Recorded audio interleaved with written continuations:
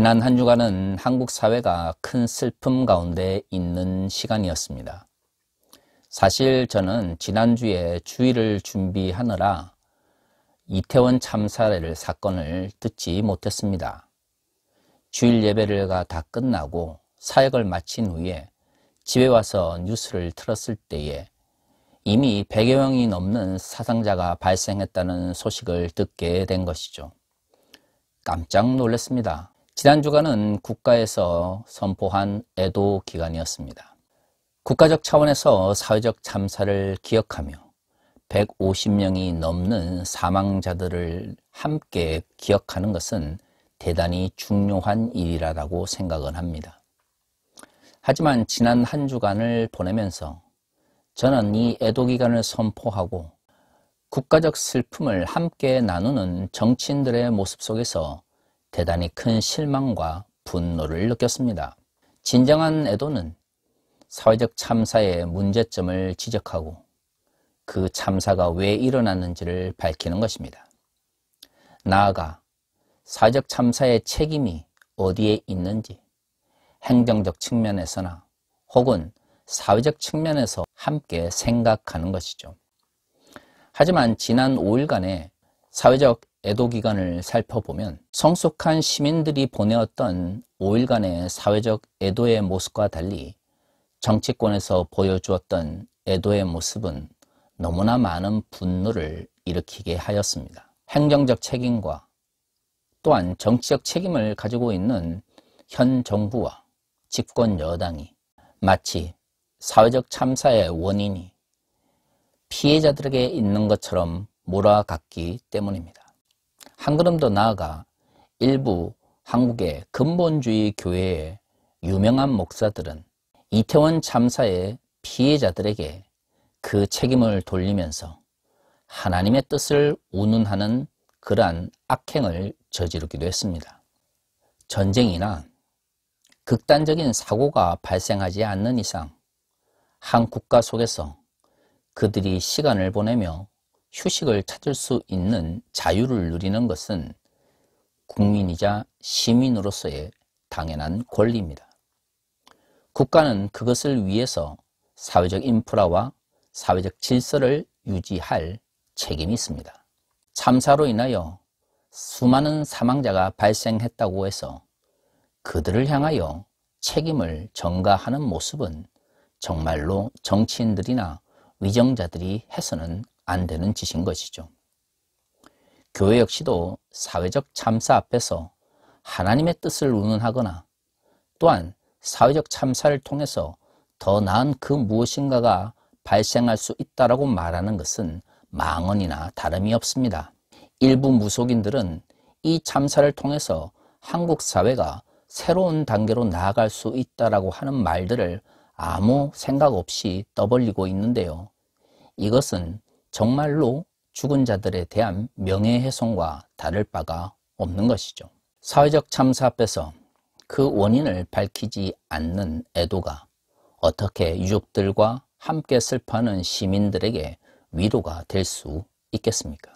애도를 마치 자신들의 정치적 이익을 위해서 사용하는 듯한 그러한 모습들이 시민들의 분노를 일으키고 있는 것입니다. 하수구가 막힐 때는 홍수와 같은 큰 일이 발생했을 때 막히는 것이 아니라 그것을 제대로 청소하지 않고 더러움을 그대로 흘려보낼 때에 그 더러움들이 조금씩 쌓여서 막히게 되는 것입니다. 사회적 참사 역시도 결국에는 그 사회가 가지고 있는 구조적인 모순에 의해서 발생하는 것이지 어느 날 갑자기 발생하는 것은 결코 아닙니다. 더구나 사회적 참사 그 자체보다 더 중요한 것은 그것을 대하는 위정자들과 정치인들의 모습입니다. 왜 우리가 세월호의 참사 앞에서 박근혜 정부를 향하여 분노하였습니까? 세월호의 참사를 막을 수는 없었다 할지라도 그 문제를 잘 해결할 수 있었음에도 불구하고 박근혜 정부가 아무것도 하지 않았기 때문입니다. 오히려 그 책임을 피해자들에게 떠넘기거나 말단 공무원들에게 그 모든 책임을 전가하는 방식으로 자신들의 잘못에 대해서 돌아보지 않고 사과하지 않았기 때문에 수많은 시민들이 세월호의 참사 앞에서 박근혜 정부에 대한 분노를 드러내었던 것이죠. 이태원 참사가 발생한 지 열흘이 되었어야 대통령이라는 사람이 국민들을 향해서 죄송하다라고 하는 사죄의 말을 꺼냈다는 것 자체가 현 정부가 자신들의 정치적 책임과 행정적 책임을 얼마나 가볍게 생각하고 있는지를 잘 드러내고 있습니다. 인간 사회에서 발생하는 모든 문제들은 책임을 가지고 있는 사람들이 자신의 책임과 또한 그 책임에 필요한 정체성을 제대로 가지고 있지 못할 때 발생하는 것이죠. 대통령이 대통령으로서의 책임과 대통령으로서의 정체성을 제대로 인식하지 못하게 될 때 자신의 책임을 회피하거나 발생한 문제에 대해서 책임지지 않기 위하여 아랫사람들을 억압하게 되는 것입니다. 물론 이러한 현상은 국가적 차원이나 정치적 영역에서만 발생하는 것은 아닙니다. 교회적 영역이나 종교적 영역에서도 이러한 문제가 동일하게 발생하게 되는 것이죠.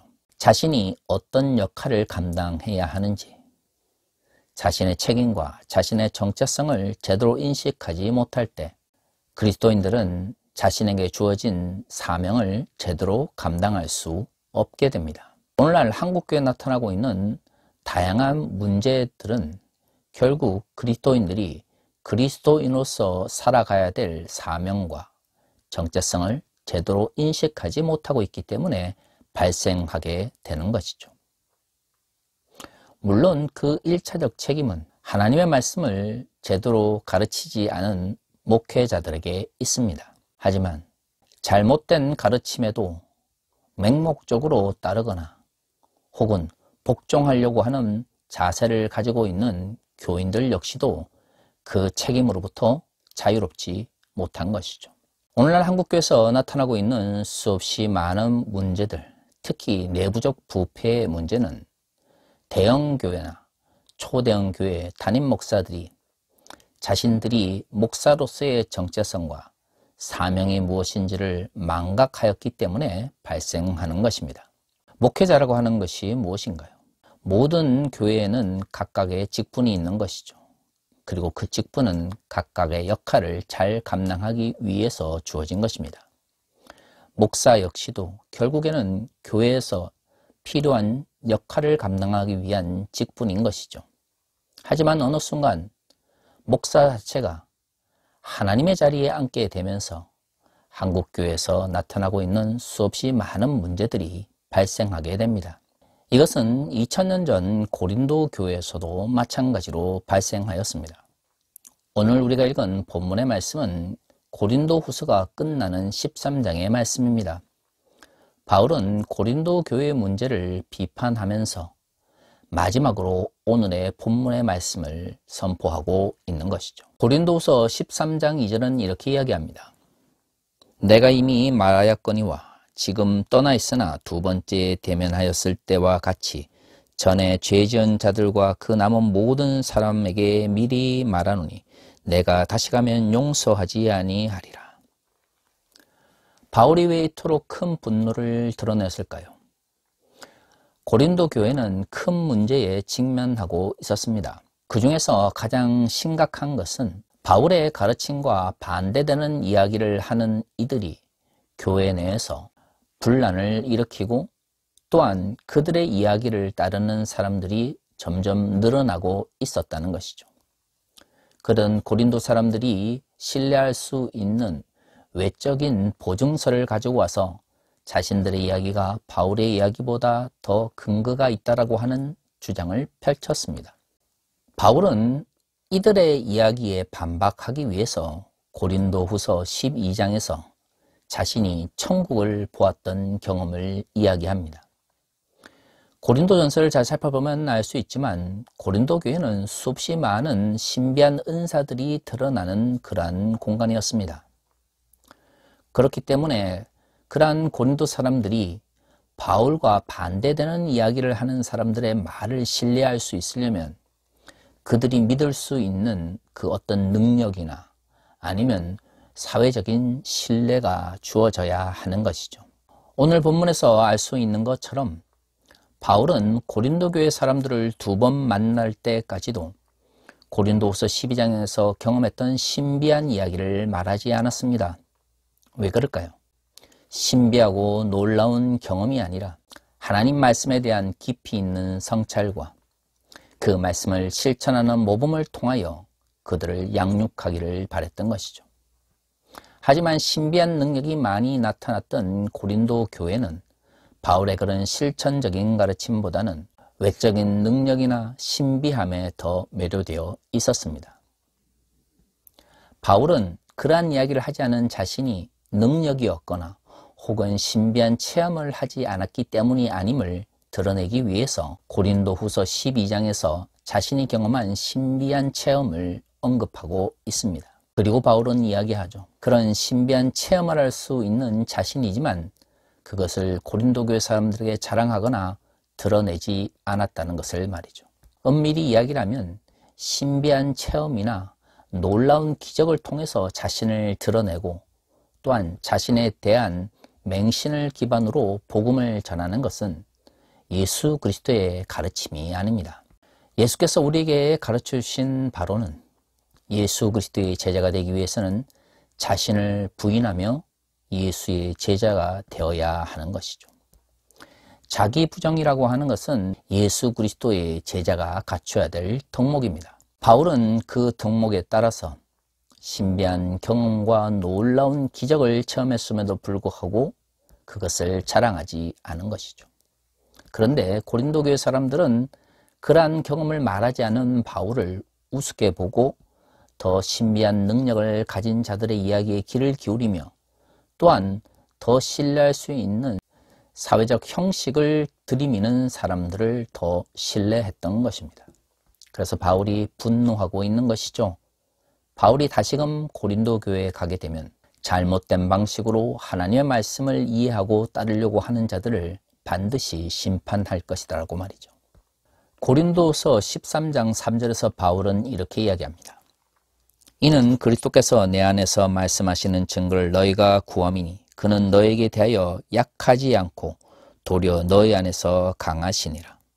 외형적으로 뭔가 자랑하거나 드러낼 것이 없는 것처럼 보인다 할지라도 그것은 복음이 연약하거나 또한 하나님께서 능력이 없으시기 때문이 아닙니다. 자신을 부인하고 그리스도의 제자의 삶을 살아가기 위한 하나님 나라의 가장 기본적인 가치를 지키기 위한 것이죠. 그래서 자신을 부인하고 하나님의 영광을 드러내려고 할 때 그 안에서 진정 하나님의 강함이 드러날 수 있는 것입니다. 하지만 때로는 그러한 모습들이 사회적 관점 속에서나 외형적으로는 너무나 연약해 보일 수밖에 없는 것이죠. 그래서 바울은 4절에서 이렇게 이야기합니다. 그리스도께서 약하심으로 십자가에 못 박히셨으나 하나님의 능력으로 살아계시니 우리도 그 안에서 약하나 너에게 대하여 하나님의 능력으로 그와 함께 살리라. 십자가의 죽음은 그리스도께서 연약한 모습을 드러내는 것 같이 보였습니다. 그렇죠. 능력이 있으신 분이라면 왜 십자가에 못 박혀 죽으셔야 합니까? 이것은 그리스도께서 자신을 부인하시고 연약한 모습으로 자신을 낮추셨기 때문에 가능한 것입니다. 하지만 그리스도께서 스스로를 낮추셨다고 해서 그분이 정말로 능력이 없는 분이셨을까요? 결코 그렇지 않습니다. 가장 연약함을 드러냈던 그 십자가가 가장 큰 하나님의 능력을 드러내는 계기가 된 것이죠. 바울은 결국 신비한 체험이나 기적이 아니라 복음의 진실된 가치를 전파하고 그것을 통해서 하나님의 나라가 성취되기를 바랐습니다. 하지만 고린도교회 사람들이 이러한 문제에 관심을 가지지 않자 오늘 우리가 읽은 이 본문의 말씀처럼 고린도교회 사람들을 책망하게 된 것이죠. 바울은 외형적인 체면이나 가식에 집중하는 그리스도인들의 모습에 대해서 이렇게 경고합니다. 너희는 믿음 안에 있는가? 너희 자신을 시험하고 너희 자신을 확정하라. 예수 그리스도께서 너희 안에 계신 줄을 너희가 스스로 알지 못하느냐? 그렇지 않으면 너희는 버림받은 자니라. 자신을 부인함으로써 그리스도의 제자가 될 수 있는 자들이 하나님의 말씀을 실천하고 또한 그것을 선포하는 과정 속에서 체면이나 가식에 내맡기는 모습은 바울이 생각하는 믿음을 가진 자의 모습과는 전혀 관계가 없는 것입니다. 그래서 바울은 그렇게 체면과 외식에 집중하는 이들을 향하여 구원을 받았는지 스스로의 믿음을 돌아볼 것을 이야기하고 있는 것이죠. 제가 지난주에 소개해드린 한나 아렌트의 사랑개념과 성 아우구스티누스라고 하는 책에서 한나 아렌트는 아우구스티누스의 이웃사랑에 대해서 이렇게 이야기했습니다. 아우구스티누스는 이웃사랑을 자기 부정에서 시작한다고 보았다는 것이죠. 자신을 부정하지 않고는 결코 하나님께서 인간이 되실 수가 없는 것입니다. 그 겸손의 결과가 우리에게 십자가로 나타나게 된 것이죠. 그리스도인이 진정 예수 그리스도를 주라 고백하고 하나님께서 원하시는 하나님의 나라를 위하여 달려가는 자라면 결국 하나님께서 이 세상을 바라보시고 참된 피조물이 다른 피조물을 바라보는 자기 부정의 관점 속에서 다른 사람들을 바라봐야 한다고 생각한 것입니다. 그리고 그리스도인들에게 진정한 자기 부정의 관점은 이웃을 사랑하는 모습으로 나타나게 되는 것이죠. 사실 그렇습니다. 그리스도인은 자신을 부인할 때에만 진정 하나님의 영광을 드러낼 수 있습니다. 이 사랑은 체면이나 가식 때문에 실천하는 것이 아닙니다. 왜 한국 교회에서 그토록 겸손을 이야기하고 또한 이웃을 이야기함에도 불구하고 결국에는 그것을 이야기하는 담임 목사의 자기중심적인 그리고 위계적인 권위만이 더 높아지는지 아십니까?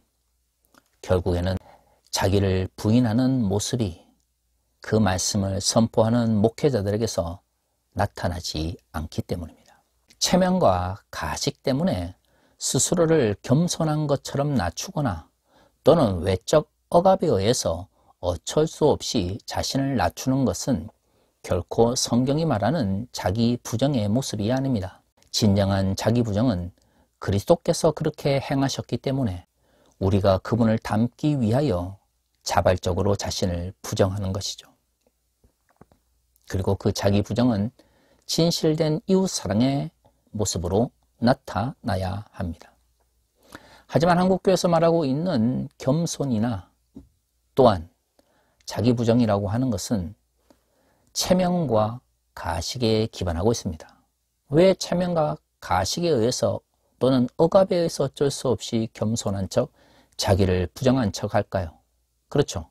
자신의 사회적 체면은 결국 자신의 이익과 연결되어 있기 때문입니다. 자기 부정은 자신을 내려놓는 것입니다. 그중 가장 큰 것은 무엇일까요? 그렇습니다. 자신의 이익을 내려놓는 것이죠. 그런데 자신의 이익을 내려놓지 못한 상태에서 겸손한 것처럼 혹은 자기를 부인하는 것처럼 보인다면 그것은 진정한 자기 부인이 될 수가 없는 것이죠. 자기를 부인하지 못하는 목회자들이 교인들을 가르치고 자신을 부인하지 않아도 교인들로부터 존경받을 수 있는 한국 교회의 문화가 결국에는 한국 교회를 부패로 이끌고 있는 것입니다. 자신의 정치적 이익을 위해서 사회적 참사에 대한 애도를 강요하고 자신의 책임을 회피하기 위해서 피해자들에 대한 보상을 이야기하는 것이 진정한 애도도 진정한 보상도 될 수가 없는 것처럼 그리스도인들에게 있어서 자신의 이익을 위한 자신의 사회적 체면을 위한 자기 부정과 또한 굴복은 하나님의 뜻을 이룰 수 없습니다. 지금이라도 정말로 한국교회의 목회자들이 먼저 자신을 부인하며 겸손히 하나님의 뜻을 강구해야 합니다. 한국교회처럼 목회자들이 위계적 권위를 가지며 하나님의 자리를 차지하면서 하나님의 말씀을 선포하는 공간도 없습니다. 바로 그것이 한국교회를 몰락으로 밀어넣고 있는 가장 중요한 원인입니다. 지금이라도 우리는 진정한 자기 부인과 그 자기 부인을 통한 이웃에 대한 사랑에 대하여 이야기해야 합니다.